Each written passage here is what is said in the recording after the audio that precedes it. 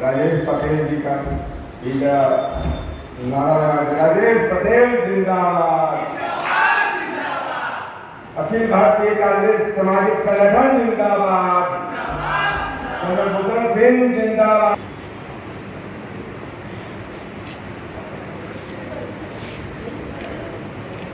Sir यहाँ पर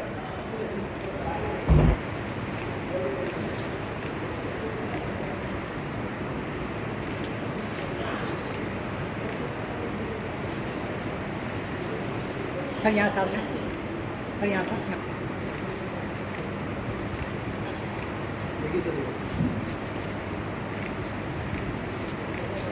sir यहाँ पर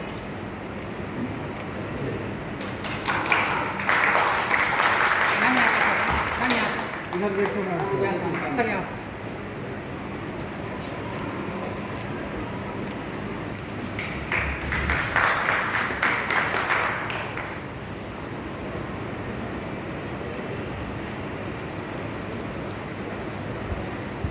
कैमरा मैन भाई पर बढ़िया फोटो निकालिएगा।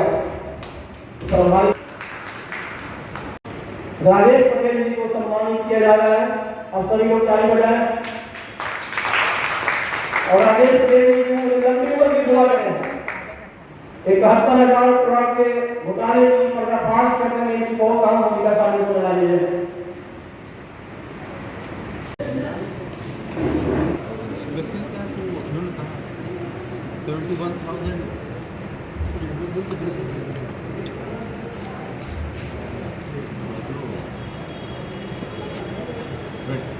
आज का जो बेसिकली प्रेस कॉन्फ्रेंस है वो बेसिकली ऑर्गेनाइज इसलिए किया गया था। हमने देखा है कि किस तरीके से सीएजी ने ये कहा कि 71,000 करोड़ का लीकेज है। इस मुद्दे को कांग्रेस पार्टी ने बहुत दूर तक उठाया। हम हर टीवी डिबेट्स पे हर न्यूज चैनल पे चीज़ फिर भी अभी तक गवर्नमेंट का एक भी इसका आंसर नहीं आया है। सीएजी ने क्या कहा था कि 71,000 करोड़ का लीकेज है। इन्होंने ये तो बता दिया कि हमने खर्च किया, लेकिन उसके लिए जो 49,000 से अधिक बिल्स जमा करने तो उन्होंने बिल्स जमा नहीं किए। आखिर ये पैसा गया किसके पास? ये जेडीयू के किस नेता के पास गया, बीजेपी के किस नेता के पास गया, वहाँ से भ्रष्ट अफसर, उसी के रिगार्डिंग ये है। एक पर्टिकुलर इनका एक संगठन है और ये लोग 16 तारीख से जो है अपना ये महकमा शुरू करेंगे, जाएंगे, लोगों के बीच ये चीज़ बताएंगे। बेसिकली जनता का जो पैसा जो लूटा गया है उसके रिगार्डिंग में पीसी ऑर्गेनाइज। इस सीएजी के रिपोर्ट के बारे में आपको क्या लगता है? सीएजी का जो रिपोर्ट आया हुआ है इस पर किस तरीके से आप लोग कदम उठाने जा रहे हैं? अपनी कांग्रेस पार्टी किस तरीके से कदम उठाने जा रही है? उन पे अभी तक क्या एक्शन आप ले रहे हैं? देखिए, जहाँ तक बात है कि मैं इनमें से कांग्रेस का स्पोक्स पर्सन हूँ और जो ये मुद्दा है हमने इसे हर जगह उठाया, चाहे वो डिजिटल प्लेटफॉर्म हो, चाहे टीवी डिबेट हो जिस पर हम लोग जाते हैं। और क्या है कि अगर किसी इंस्टीट्यूशन में कोई उठाया है, एक चीज़ देखिए, 2014 से पहले अगर कोई इस तरह का घटना होता तो जितने भी टीवी मीडिया होते सब कुछ कहते सर ये हो गया वो हो गया, लेकिन आप लोग यूट्यूबर्स को छोड़ के बाकी किसी चैनल, बड़े चैनल ने इसको नहीं उठाया ना, किसी भी बड़े चैनल ने। ये हम लोग के साथ एक बहुत बड़ा दुर्भाग्य है कि अगर कोई सरकार का लेकुना सामने आ रहा है, अगर सरकार का ये चीज़ सामने आ रहा है कि वहाँ पर चोरी हो गई, इसकी अधिक रिपोर्टिंग नहीं होती। बट जिस तरीके से SIR को यूट्यूबर्स ने उठाया और उसको पूरे जन जन तक पहुँचाया, ये मुद्दा भी पहुँचेगा जन जन तक, क्योंकि जनता को ये बात जानने का बिल्कुल हक है कि उनका पैसा कहाँ गया, किस भ्रष्ट नेताओं के पास गया, कौन से भ्रष्ट अफसरों के पास गया। ये एक दिवसीय कार्यक्रम किया गया है। तो दिवसीय कार्यक्रम में आपने पोस्टर पर कई सारी चीज़ों पर चर्चा करने को मिला, जैसे संविधान, आरक्षण, जाति जनगणना, शिक्षा, बेरोजगारी, कई तरीके के। जितने भी लोगों ने यहाँ पे भाषण दिया, बगल में वकील साहब बैठे हैं, राजा साहब बैठे, जिन लोगों ने भी बोला, हर मुद्दों को जनरली टच किया गया है। जाहिर सी बात है कि एक अपना कंक्लेव में आप जितना बात रख सकते हैं रख सकते हैं। सारे लोगों ने अपना बात रखा और आगे भी इस तरह के लोगों ने कहा है कि अगर होगा तो ये फिर से इस तरीके का प्लेटफॉर्म रखेंगे और इस तरह का फिर से प्रोग्राम बनेगा। और क्योंकि 15 तारीख अंतर्राष्ट्रीय लोकतंत्र दिवस है, उसी को मद्देनजर रखते हुए संडे का दिन चुना गया। कुछ और ये कार्यक्रम का तैयारी पहले से देखा जा रहा था कि कौन सी पार्टी उठाती, कितना उठाता, नहीं उठाता। और बहुत सारे विद्वान दोस्त हैं, स्कॉलर थे, उनका कहना ये था कि कुछ मुद्दे ऐसे बीच में 10-15 दिनों से 20 दिनों से जो मुद्दा है ही नहीं, उस मुद्दा को बनाया जा रहा था। और एक क्रांति हुई थी पीछे 17 तारीख से लेकर के उस दिन, बहुत क्रांतिकारी यात्रा हुई बिहार की ज़मीन पर। बच्चे, छोटा छोटा बच्चा अब तो A for Apple, B for boy और C फॉर कांग्रेस करना शुरू कर दिया। इससे घबरा कर उसको दबाने के लिए कुछ अनाप शनाप मुद्दा उछालना शुरू कर दिया मेन स्ट्रीम ने। तो समझ में आया कि ऐसा यूं ही तो कुछ काम करती नहीं है भारतीय जनता पार्टी। तो रिसर्च करने वालों ने और बुद्धिजीवियों ने ये बात कही कि 71,000 करोड़ का जो मुद्दा है किसी भी तरह से सामने नहीं आए, तो जो मुद्दा नहीं उसको भी मुद्दा बना के रखा जाए। तो उसी का आज all India Congress social organisation, जो एक ट्रस्ट एक्ट में NGO में रजिस्टर्ड है, जो सामाजिक नीतियों को संगठित होकर के सकारात्मक तरीके से उठाती है और सरकार के द्वारा अच्छे बुरे किए गए कार्यों को आम जन तक पहुंचाने का कार्य करती है। इसमें बहुत सारे विद्वानों को, जिसमें हमारे प्रवक्ता महोदय भी आज पार्टी के प्रवक्ता हैं कांग्रेस पार्टी के, लेकिन हम लोग की दृष्टि से एक विद्वान आदमी है और इनकी बातों को लोग सुनता है। तो हम उस व्यक्ति को चुना गया, कईयों को बुलाया गया, उसमें से कई लोग आने में विलम्ब हो गया। कोई द्वितीय त्यौहार है, आज बहुत बड़ा त्यौहार है, तो उसकी वजह से लोग नहीं आए। आना भी नहीं चाहिए, अपने अपने पत्नियों का सेवा करने का मतलब खाना मत रखिए तो घर में काम करिए। मतलब है सर कि संविधान, आरक्षण, जाति जनगणना, शिक्षा, बेरोजगारी, पलायन, महिला का अधिकार, सशक्तिकरण और बैलेट पेपर से चुनाव, ये सारे मुद्दे पे आप लोगों ने चर्चा करने का ये सारे मुद्दे पे चर्चा हुई। चर्चा अलग अलग विद्वानों ने, हमारे एडवोकेट साहब ने संविधान पे बात रखा। अभी जो संविधान से संदर्भित सवाल से पूछें आप, हमने 71,000 करोड़ के मुद्दे को रखा। अलग अलग लोग आए, अपनी अपनी बातों को उन्होंने रखा है। आना है कि जो डर नहीं रहे हैं, भाई तुम सरकार से पैसा लेते हो, काम करते हो, तुम्हारा काम है कि व्यवस्था में अपना हिसाब किताब दो, नहीं दिए हो तो उसकी बात कर रहे हैं। रही बात कोई सॉलिड प्रश्न है तो पूछिए, अब उसको उत्तर, आप कोई प्रवक्ता तो है नहीं। सर अरुण जी, क्या कुछ आज की बैठक में निर्णय लिया गया? आज बहुत ही सारगर्भित सवालों पर ये बैठक हुआ था जी। और इसमें उठाए गए कि भारत के संविधान में जो सत्ता के 4 पावर हाउस है, न्यायपालिका, कार्यपालिका, विधायिका और नेशनल मीडिया, इन चारों पावर हाउस में अमीरों ने कब्जा कर लिया है।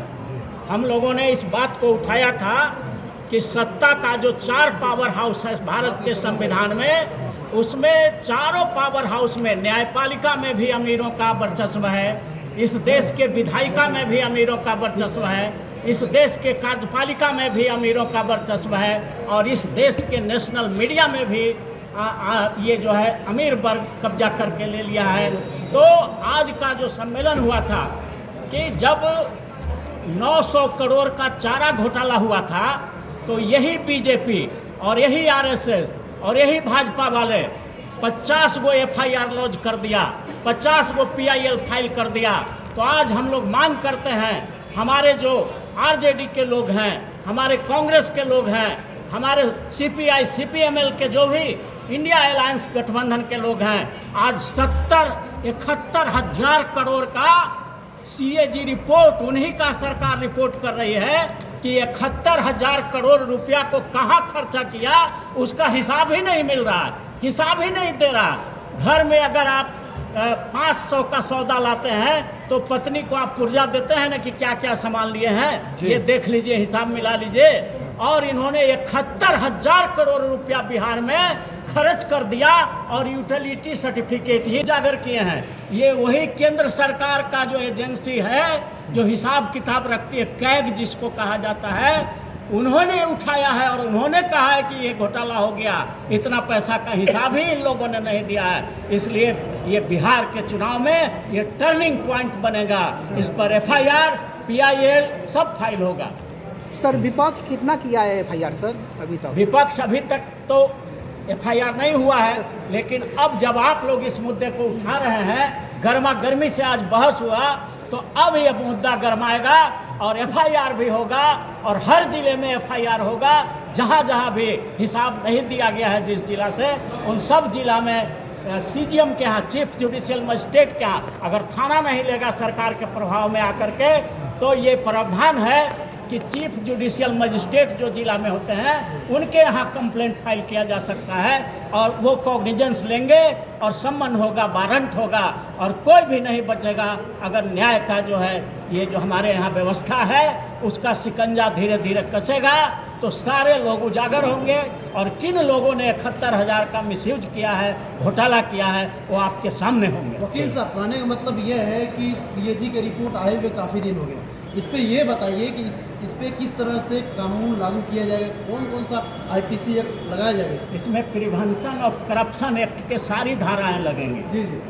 प्रिवेंशन ऑफ करप्शन एक्ट जो होता है जी उसकी सारी धाराएं लगेंगी और नया जो कानून बनाए हैं मोदी जी BNS, उसका भी बहुत सारे धाराएं इसमें फर्जरी का, चीटिंग का, मिसयूज ऑफ पावर का, मिसयूज ऑफ पोस्ट का, जितना भी धारा है वो सब लगेगा और सब लगा करके अगर सरकार का एजेंसी ये लोग हैं, थाना या पुलिस नहीं लेगा FIR तो कोर्ट में केस होगा। हर जिला के CGM के यहाँ केस कंप्लेंट केस होता है और कंप्लेंट केस फाइल करने के लिए लिमिटेशन ऐसा नहीं है कि आज हुआ तो आज ही हो जाए, उसमें 3 साल का लिमिटेशन है। 3 साल के अंदर किया जा सकता है, लेकिन हम लोग 3 साल इंतजार करने वाले लोग नहीं हैं। हम लोग FIR भी कराएंगे हर जिला में, पटना में भी होगा और फिर PIL भी फाइल होगा, रिट भी होगा और हम लोग आग्रह करेंगे माननीय सुप्रीम कोर्ट से और माननीय पटना उच्च न्यायालय से कि आप अपने देखरेख में जिस प्रकार से पशुपालन घोटाला में मॉनिटरिंग आपने किया था,